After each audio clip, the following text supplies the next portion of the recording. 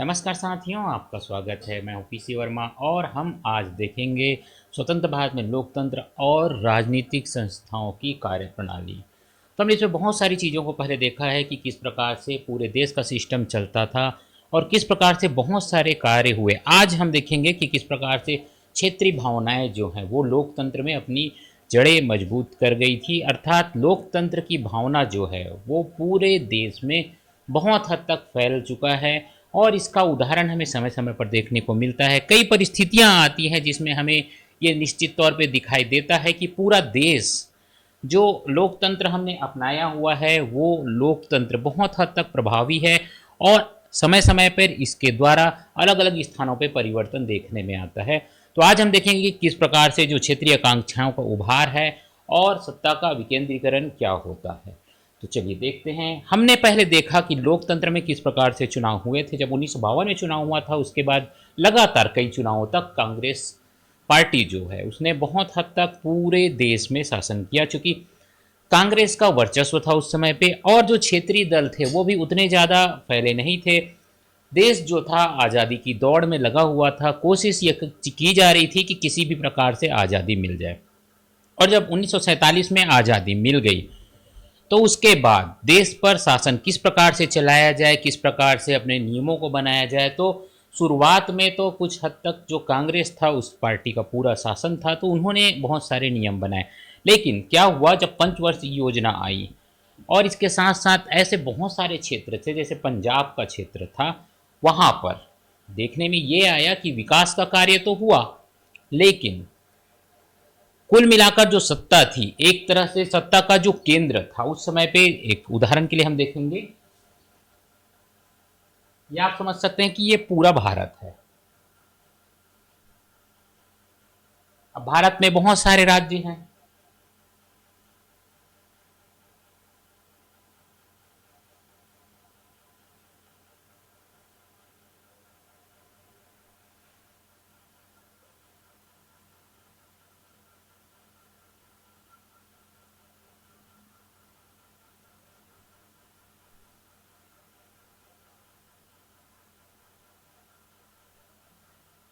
इस प्रकार से आप देख सकते हैं कि राज्य है पूरे अलग अलग और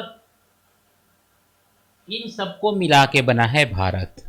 अब क्या हुआ, जब सत्ता जो चल रही थी, कांग्रेस की पार्टी की सरकार चल रही थी,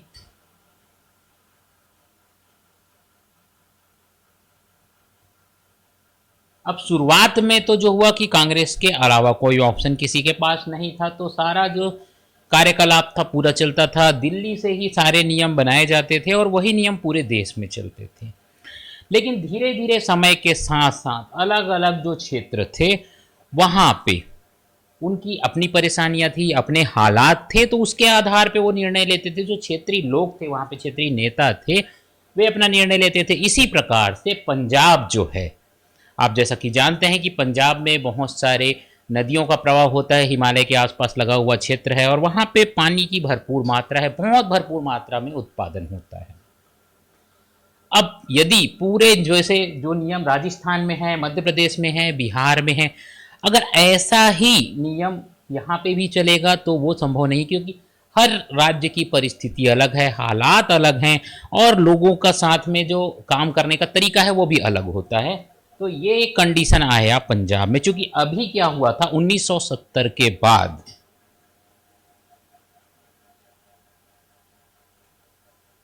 जो चुनाव पहले हुए थे तो बहुमत मिला था जो कांग्रेस था उसको। 1952 में जो चुनाव हुआ, 57 में हुआ, 61 के आसपास, तो उन चुनावों में, जो 62 में चुनाव हुआ उसमें भी। लेकिन जब 1967 का चुनाव हुआ तो उस चुनाव में कांग्रेस को कई राज्यों में पराजय देखनी पड़ी, क्योंकि उस समय पे क्षेत्रीय दलों का उदय हो गया था। तमिलनाडु का हमने पहले केस जैसे देखा था कि वहाँ पे हिंदी के कारण माना जाता है कि 1967 का जो चुनाव था तमिलनाडु में, वो हिंदी भाषा के कारण बहुत हद तक कांग्रेस के हाथ से वहाँ से सत्ता निकली। इसके अलावा भी बहुत सारे राज्य ऐसे थे जिनमें आपस में डिस्प्यूट थे कांग्रेस के साथ, तो उसके कारण से कई राज्यों में सत्ता चली गई। अब कांग्रेस ने ये महसूस करना प्रारंभ कर दिया कि उसे अधिक से अधिक जो राज्य जो उनके कंट्रोल में है वहाँ पे अपना जनाधार बचाए रखने के लिए उनको नियम बनाने पड़ेंगे। और उन्होंने सभी जगह जो राज्य उनके कंट्रोल में थे वहां पर आर्थिक हस्तक्षेप करना प्रारंभ कर दिया। सत्ता का विकेंद्रीकरण किया जा रहा था, क्योंकि उस समय पे 1970 के आसपास जो इंदिरा गांधी थी उनका प्रभाव बहुत ज़्यादा हो गया था। कांग्रेस पार्टी अत्यधिक शक्तिशाली बनती जा रही थी, अर्थात इंदिरा गांधी जो थी कांग्रेस पार्टी में शक्तिशाली बनती जा रही थी, और उन्होंने कोशिश किया कि जो क्षेत्रीय छत्रप जो हैं उनको अपने कंट्रोल में रखा जाए। और इस प्रकार के हालात होने से ये हो गया था, क्षेत्रीय नेतृत्व जो है वो कमजोर होते जा रहा था, और स्थानीय लोग जो थे राज्य के उनको ये महसूस हो रहा था कि अब उनका विकास का कार्य रुक जाएगा, क्योंकि अब पूरा कंट्रोल तो दिल्ली पे चला गया, तब उनके लिए क्या बचा। तो उनके द्वारा ये महसूस किया जाने लगा कि अब हमें तो कुछ ना कुछ करना पड़ेगा, यदि ऐसा नहीं करेंगे तो आगे हम नहीं बढ़ पाएंगे, हम पीछे हो जाएंगे। तो कुछ राज्य जो है जैसे पंजाब जो है, पंजाब में इसके लिए आंदोलन प्रारंभ हो गया। पंजाब में लोग जो थे सिख धर्म मानने वाले थे।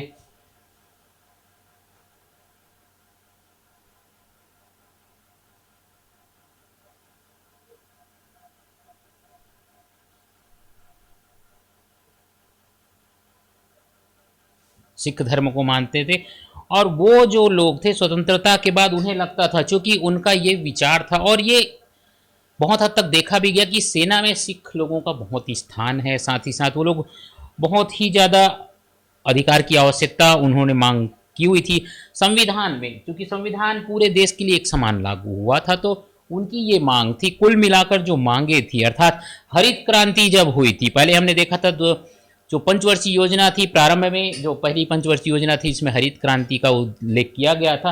हरित क्रांति जब हुआ था तो उस समय पे बहुत सारी चीजें जो हैं अच्छी हो गई थी, वहां पे समृद्ध हो गए थे लोग हरित क्रांति।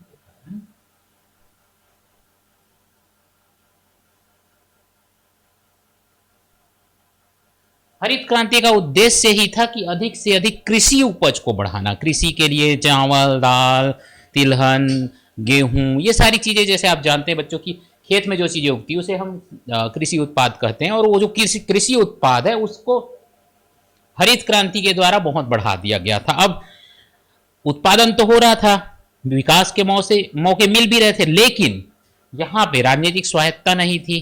राजनीतिक स्वायत्ता जो होती है,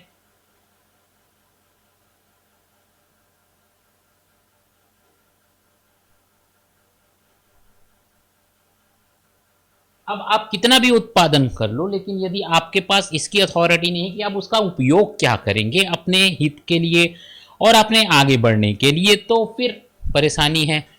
अब यहाँ पे एक धार्मिक और राजनीतिक संगठन था, वहां पे शिरोमणि अकाली दल।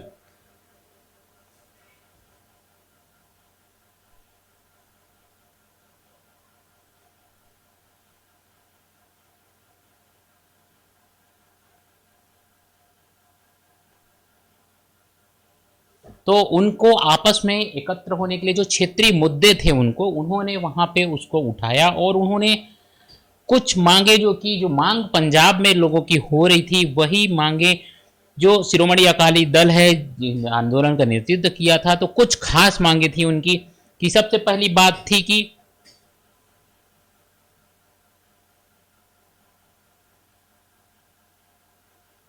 चंडीगढ़ जो था वो बहुत हद तक आप समझ सकते हैं कि वो मुख्य स्थान था, उसे वो मांग कर रहे थे कि वो पंजाब को दे दिया जाए।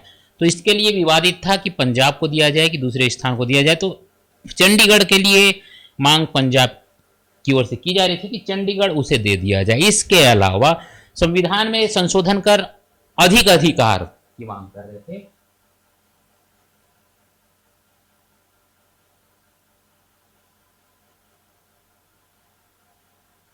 इसके साथ साथ चूंकि हमने देखा कि जो सिख धर्म है उसके जो लोग हैं वे शारीरिक रूप पे बहुत मजबूत होते हैं, और अधिकतर उस समय पे जो अलग अलग सेना की टुकड़ियां बनती थी, तो सिखों के लिए उन्होंने मांग की कि सेना में भर्ती में प्राथमिकता दी जाए, अधिक संख्या में भर्ती की जाए।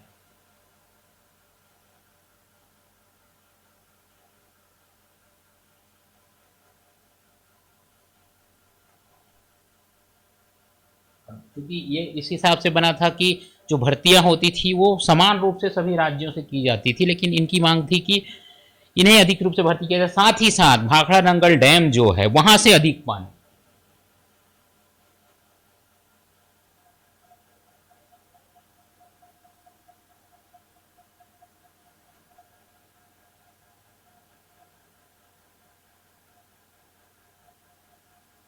अब ये जो सारे मुद्दे थे इनको उठाकर शिरोमणि अकाली दल ने लोगों को संगठित किया, एक साथ अपनी ओर लाया।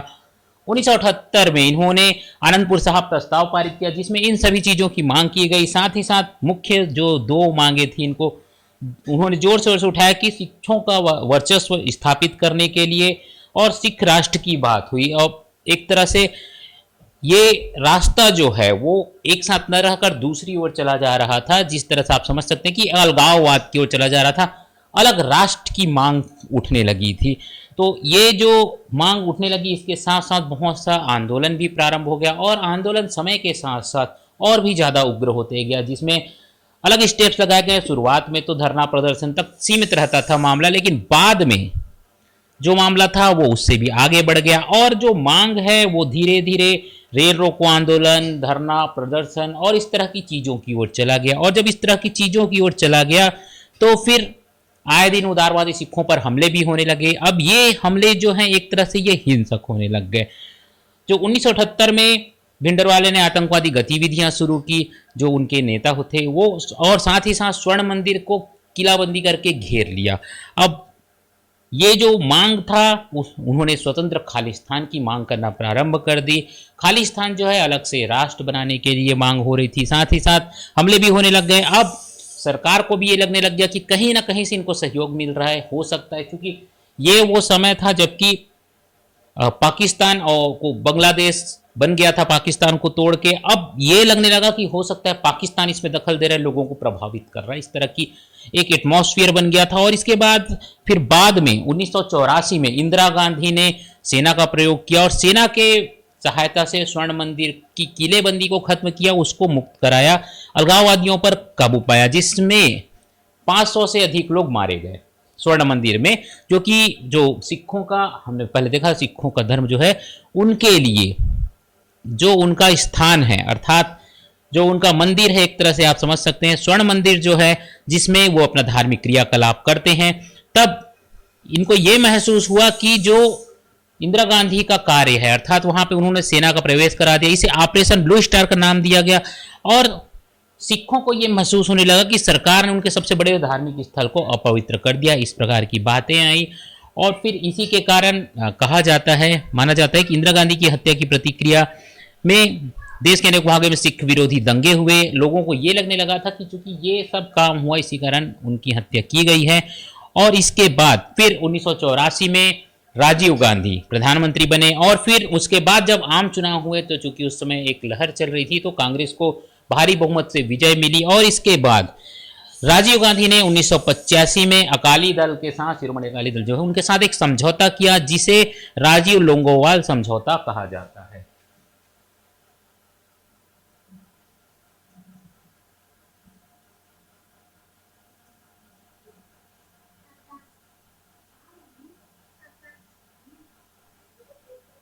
और ये समझौता जो था वो बहुत बड़ा मील का पत्थर साबित हुआ।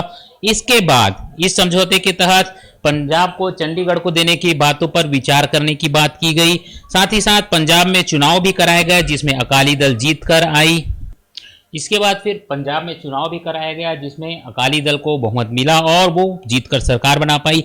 और धीरे धीरे जो अलगाववादी गतिविधियां हो रही थी, खालिस्तान की मांग हो रही थी, उसे भी धीरे धीरे पुलिस कार्यवाही द्वारा आतंकवादी गतिविधियों को कंट्रोल किया गया। तो इस प्रकार हम देख सकते हैं कि किस प्रकार से जो स्थितियां हैं, क्षेत्रीय जो मांगे थी, वो आगे बढ़कर धीरे धीरे उन्होंने हिंसक रूप ले लिया। और बहुत हद तक ये देखने में आता है कि लोकतंत्र का जो रूप है वो आखिर में फिर से कायम हो गया, चूंकि बाद में समझौता हो गया, राजीव लोंगोवाल समझौता हुआ था। और इस समझौते के तहत बहुत सारी मांगों पर विचार किया गया, सहानुभूतिपूर्वक विचार किया गया, क्योंकि हमने पहले देखा था कि सत्ता का विकेंद्रीकरण हो रहा था, उसके कारण ये सारी परेशानियां हुई थी। और लोकतंत्र का रूप जब क्षेत्रीय दल के रूप में बहाल हुआ तो फिर से उसी प्रकार की स्थिति आ गई और फिर से पंजाब की स्थितियां उसी प्रकार से बदल गई जैसे वो पहले थी। तो ये है पंजाब के संबंध में तो इसमें आज के लिए इतना ही बच्चों। हम अगले वीडियो में आपसे असम के संबंध में बात करेंगे कि किस प्रकार से वहाँ की परिस्थितियाँ थी और वहाँ पे किस प्रकार का क्रियाकलाप हुआ था।